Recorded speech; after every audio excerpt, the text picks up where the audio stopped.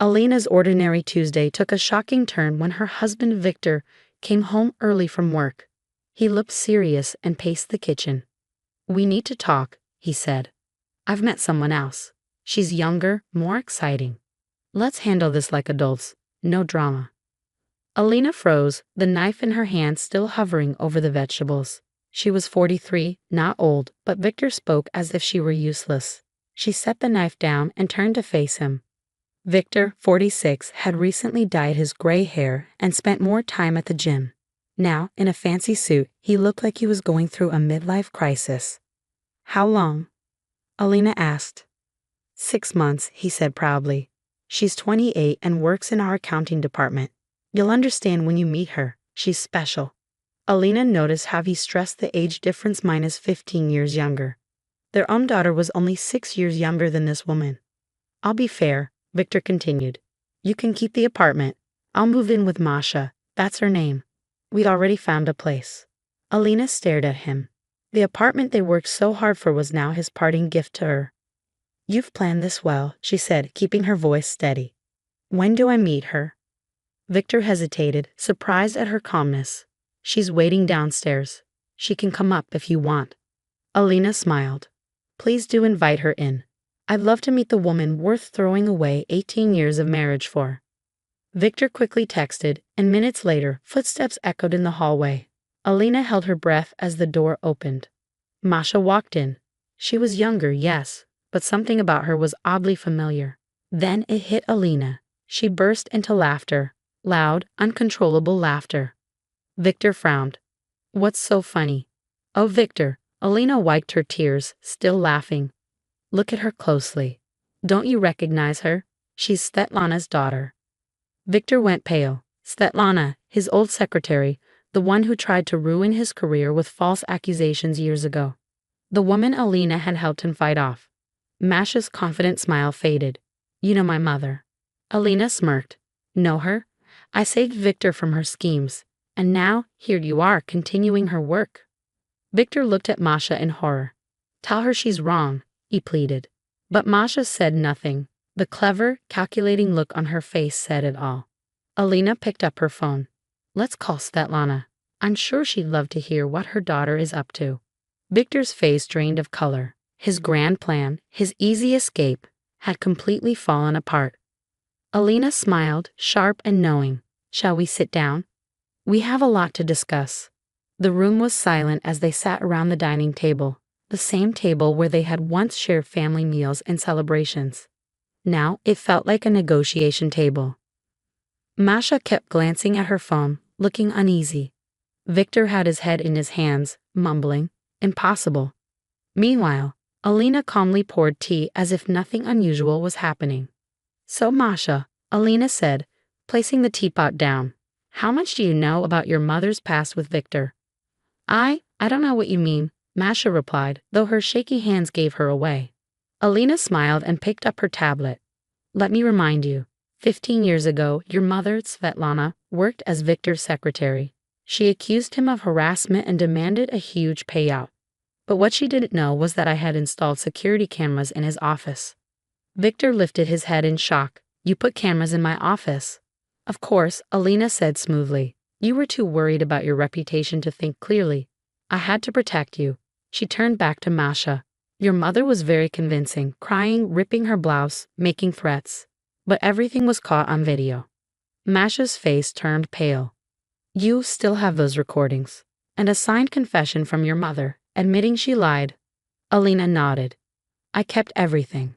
I had a feeling it might come in handy one day." Victor now stared at Masha. "So was anything real? These past 6 months?"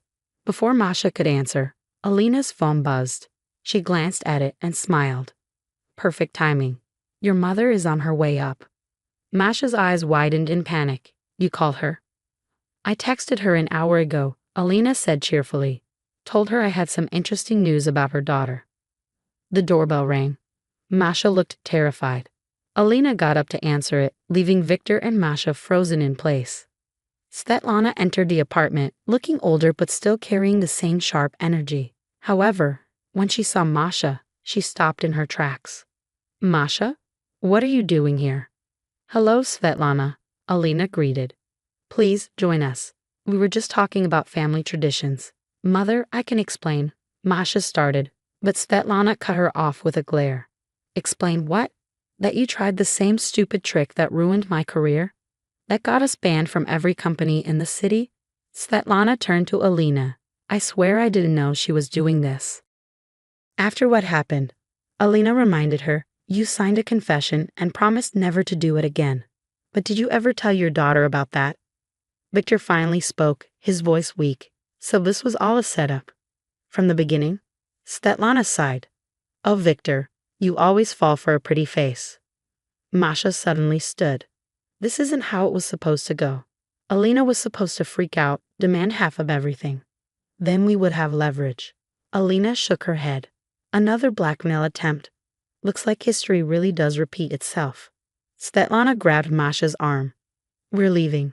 And you and I, she said firmly, are going to have a long talk about making stupid choices. Before leaving, she looked at Alina with regret. I truly am sorry. I thought I had changed. I guess I didn't teach my daughter well enough.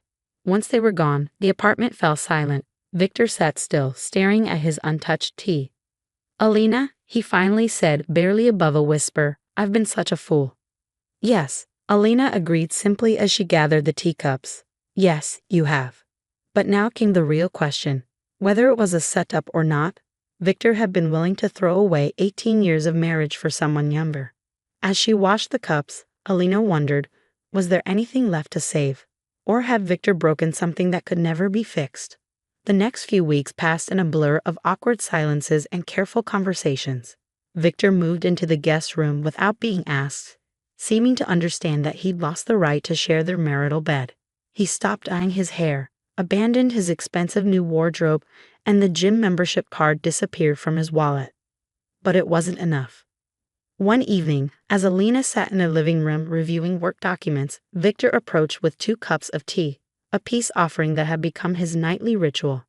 I've been thinking, he said, setting down her cup, about everything, about us. Alina looked up from her papers, studying the man she'd spent nearly 2 decades with. The gray was returning to his temples, and he looked older now, not because of his age, but because of the weight of his actions. I've been thinking too, she replied, accepting the tea. Remember when we first bought this apartment? We could barely afford the down payment. Victor nodded, a faint smile touching his lips. You insisted we could make it work. Said we'd eat nothing but pasta for a year if we had to. And we practically did. Alina laughed softly. But we made it work. We always made things work, Victor.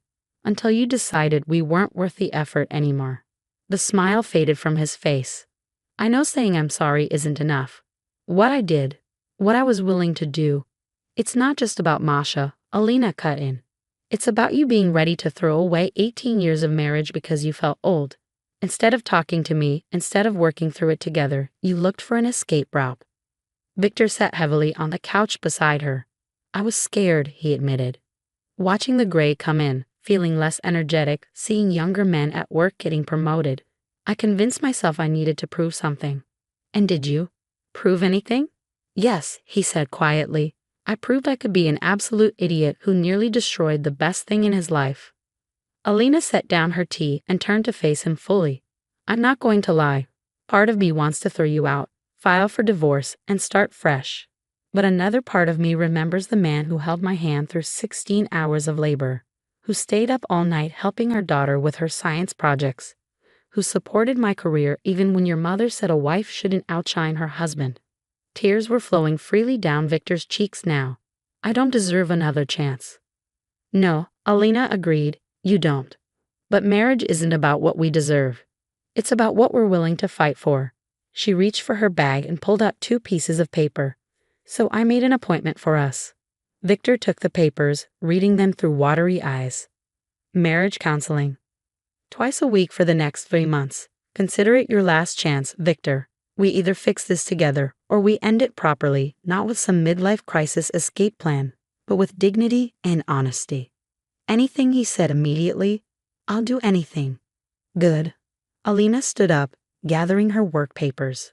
Because our first session is tomorrow morning at 9. Don't be late. 6 months later, Alina and Victor sat in the same kitchen where he'd once announced his plans to leave. But this time, they were celebrating. Their daughter was coming home for the weekend, and they were preparing her favorite meal together.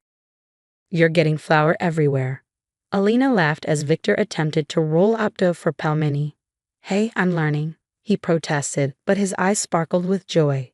Real joy, not the artificial excitement he displayed during his crisis. The counseling had worked wonders, helping them rebuild not just their marriage, but themselves as individuals. Victor had finally confronted his aging anxiety, while Alina learned to express her needs more openly. They'd rediscovered each other, not as the young couple they once were, but as the mature partners they'd become.